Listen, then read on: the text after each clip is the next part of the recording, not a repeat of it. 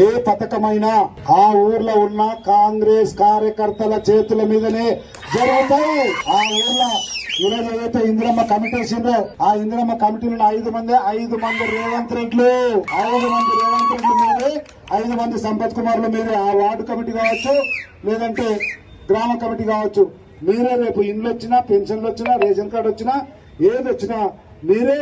ఇప్పుడు ఎమ్మెల్యే గారు చెప్పినారు, వచ్చేటప్పుడు ఎమ్మెల్సీ గారు కూడా చెప్తా ఉండే నాకు రాజు గారు, జగద్గిరిగుట్ట డివిజన్ లో, ఆయన మీరు పేరు చెప్పలేదు, నేను పేరు చెప్తున్నా, జగద్గిరిగుట్ట డివిజన్ లో 126వ డివిజన్, ఆ డివిజన్ యొక్క కాంగ్రెస్ పార్టీ మహిళా అధ్యక్షురాలు, ఆ అమ్మాయి పేరు కౌసల్య, ఆమెకు కూడా డబుల్ బెడ్రూమ్ ఇల్లు వచ్చింది. అదే డివిజన్ లో 126వ డివిజన్ లోనే భారతీయ జనతా పార్టీ నాయకురాలు సునీత అనే అమ్మాయి, ఆమెకు కూడా ఇది మొదటి విడతలోనే ఇల్లు వచ్చింది. ఈ రోజు కూడా దాదాపు 13,000 పైచిలకు ఇల్లు ఏవైతే మనం కేటాయించుకుంటా ఉన్నామో, దాదాపు 8 వివిధ స్థలాల్లో 13,300 ఇల్లు. ఇందులో కూడా తప్పకుండా ఎలాంటి పక్షపాతం లేకుండా, ఎలాంటి ఆలోచన లేకుండా, కేవలం పేదవారుగా ఉండడం, అప్లై చేసుకుని ఉండడం, ఇల్లు లేకపోవడం మాత్రమే గిట్టురాయిగా పెట్టుకొని ఈ రోజు ఒకే ఒక్క రోజు 8 చోట్ల 13,300 ఇండ్లు ఇదే పద్ధతుల్లో కేటాయించుకుంటున్నామని చెప్పి కూడా మీ అందరికీ మనస్ఫూర్తిగా తెలియజేసుకుంటా ఉన్నాం.